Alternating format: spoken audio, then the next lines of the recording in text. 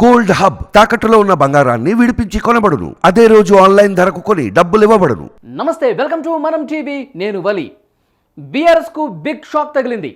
మాజీ ముఖ్యమంత్రి కేసీఆర్కు, కల్వకుంట్ల ఫ్యామిలీకి ఇది ఒక పెద్ద షాక్ అని చెప్పాలి. ఎమ్మెల్సీ కవిత అరెస్ట్ అయ్యారు. ఈడీ అధికారులు ఈరోజు ఉదయం నుంచి తనిఖీలు చేస్తున్నారు. ఈడీ సోదాలు సుదీర్ఘంగా ఎమ్మెల్సీ కవిత నివాసంలో కొనసాగాయి.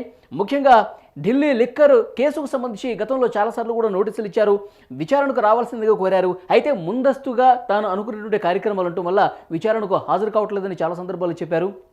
రీసెంట్గా సిబిఐ కూడా ఒక నోటీస్ ఇచ్చింది. ఎలక్షన్స్ ఉన్న కారణంగా కొంత సమయం కావాలని చెప్పేసి అడిగారు కవిత. అయితే ఈడీ అధికారులు ఈరోజు ఢిల్లీ నుంచి 10 మంది వచ్చి 4 బృందాలుగా ఏర్పడి నివాసం లోపలికి వెళ్ళి తనిఖీలు ముమ్మరం చేశారు. ముఖ్యంగా ఫోన్లను స్వాధీనపరుచుకున్నారు. కవిత అలాగే కవిత భర్త అనిల్ సెల్ ఫోన్స్ను తీసుకొని స్వాధీనపరుచుకుని, అలాగే కవిత సహాయకులు ఎవరైతే ఉన్నారో వాళ్ళ ఫోన్స్ కూడా తీసుకుని పూర్తిగా స్వాధీనపరుచుకుని డేటా మొత్తం వాళ్ళు చెక్ చేసినట్టుగా తెలుస్తుంది. దాంతోపాటు గత 10 సంవత్సరాలుగా చేసినటువంటి ఆర్థిక లావాదేవీలకు సంబంధించి కూడా పూర్తి స్థాయిలో పరిశీలించారు. ఢిల్లీ లిక్కర్ కేసుకు సంబంధించి ముఖ్యంగా 100 కోట్ల రూపాయల లావాదేవీలకు సంబంధించి గతంలో కూడా ప్రశ్నించారు. గతంలో సిబిఐ అధికారులు బంజారాహిల్స్లోని కవిత నివాసానికి చేరుకుని సాక్షిగానే వారిని విచారించిన పరిస్థితుంది. అయితే నిందితురాలుగా చేర్చిన తర్వాత మరొకసారి నోటీసులు ఇచ్చిన నేపథ్యంలో విచారణకు సహకరించకుండా తనకు వేరే కార్యక్రమాలు ఉండటం వల్ల నేను రాలేకపోతున్నానని చెప్పడం. గతంలో కూడా సుప్రీంకోర్టును ఆశ్రయించారు ఎమ్మెల్సీ కవిత. మహిళలకు విచారణ విషయంలో కొంత వెసులుబాటు ఉంటుంది. మహిళలు నేరుగా ఈడీ కార్యాలయానికి వచ్చి విచారణకు సహకరించే పరిస్థితి లేదు.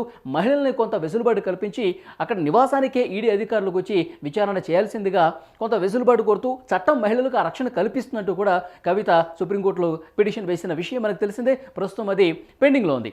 ఇప్పుడు మనకి రాజకీయంగా దీన్ని ఏమైనా చూడాల్సిన అవసరం కనిపిస్తుందని చెప్పి కొంత విశ్లేషణలు కూడా జరుగుతున్నాయి. ఎందుకంటే ఎలక్షన్ కోడ్ రాబోయే ఒకరోజు ముందు ఈ అరెస్టు జరగటాన్ని ఆ విధంగానే పరిశీలిస్తున్నారు. ఎందుకంటే గతంలో చాలాసార్లు కూడా ఈడీ అరెస్టు చేయబోతుంది, లేదంటే సిబిఐ అరెస్టు చేయబోతుందని చెప్పి వార్తలు వచ్చాయి.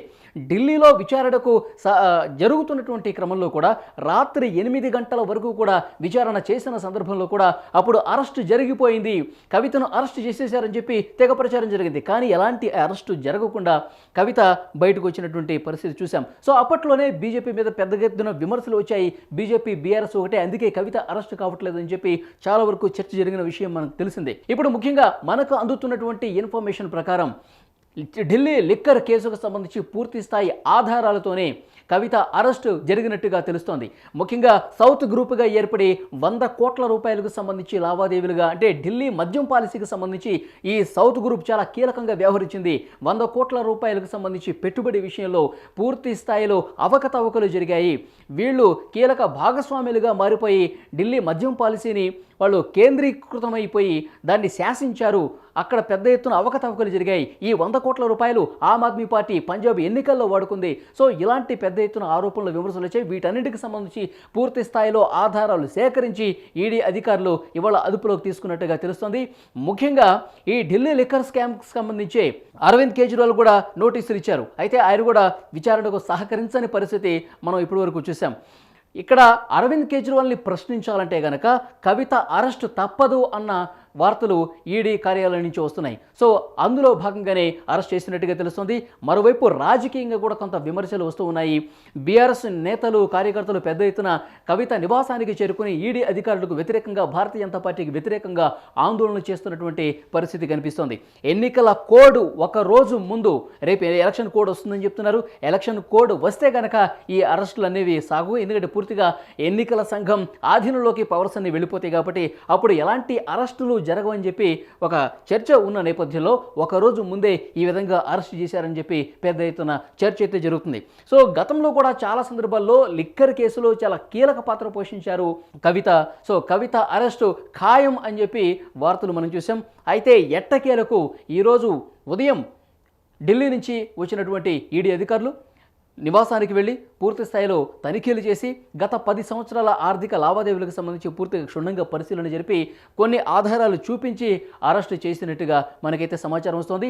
ఇది ఒక పెద్ద షాక్ అని చెప్పాలి. ఎలక్షన్స్ ముందు కవిత అరెస్టును రాజకీయ కోణంలోనే చాలామంది చూస్తున్నారు. ఎందుకంటే భారతీయ జనతా పార్టీ ఇక్కడ ఎదగాలని కోరుకుంటోంది. తెలంగాణలో కాంగ్రెస్ ఎలాగో అధికారంలో ఉంది కాబట్టి బీఆర్ఎస్ ప్రతిపక్ష పాత్ర పోషిస్తున్న నేపథ్యంలో ఇప్పుడు బీఆర్ఎస్ ప్రభుత్వంలో ఉన్నప్పుడు తీవ్రమైనటువంటి అవినీతికి పాల్పడింది, అవకతవకలకు పాల్పడింది కాబట్టి సో దాన్ని ఈ ఎలక్షన్స్లో ప్రొజెక్ట్ చేయాలని చెప్పి ఉద్దేశం భారతీయ జనతా పార్టీలో కనిపిస్తుంది. ఎక్కువ ఎంపీ స్థానాలు గెలవాలంటే కనుక బీఆర్ఎస్ను మరింత తక్కువ చేసి చూపిస్తే బీఆర్ఎస్ ప్రభుత్వంలో ఉన్నప్పుడు వాళ్ళు ఎలాంటి అవినీతి చేశారో ప్రజలకు ఈ రకంగా ఒక మెసేజ్ రూపంలో ఇవ్వాల్సినటువంటి పరిస్థితి ఉంది కాబట్టి భారతీయ జనతా పార్టీ ఈ రకమైన గేమ్ ఆడిందని బీఆర్ఎస్ ఆరోపణలు చేస్తున్నటువంటి పరిస్థితి కనిపిస్తుంది. సో నిజంగా దీన్ని రాజకీయ క్రీడగానే చూడాల్సిన అవసరం ఉందా లేదన్నది కూడా చూడాలి. ఎందుకంటే ఎలక్షన్ కోడ్ వచ్చే ఒక్కరోజు ముందు ఈడీ కవితను అరెస్ట్ చేస్తున్నటువంటి నేపథ్యంలో ఈ రకంగా విశ్లేషణలు జరుగుతున్నటువంటి పరిస్థితి కనిపిస్తుంది. నిజంగా బీఆర్ఎస్కి ఒక పెద్ద దెబ్బనే చెప్పాలి. ఎందుకంటే కల్వకుంట్ల కవిత 2014లో ఎంపీగా గెలిచారు. తర్వాత 2019 ఎంపీ ఎలక్షన్స్లో ఆమె నిజామాబాద్ నుంచి పోటీ చేసి ఓడిపోయారు. సో ఈసారి ఎంపీగా తాను పోటీ చేయనప్పటికీ కూడా రాజకీయంగా కొంత కీలకమైనటువంటి పాత్ర పోషించే అవకాశం కనిపిస్తుంది. కేసీఆర్ కుమార్తెగా తను రాష్ట్ర వ్యాప్తంగా అన్ని ఎంపీ స్థానాల్లో ప్రచారం చేసే పరిస్థితి ఉంది కాబట్టి ఆ రకంగా బీఆర్ఎస్కి ఒక పెద్ద దెబ్బని చెప్పాలి. మరొక ముఖ్యమైనటువంటి విషయం ఏంటంటే కేటీఆర్ కూడా అరెస్టుకు రంగం సిద్ధమైంది.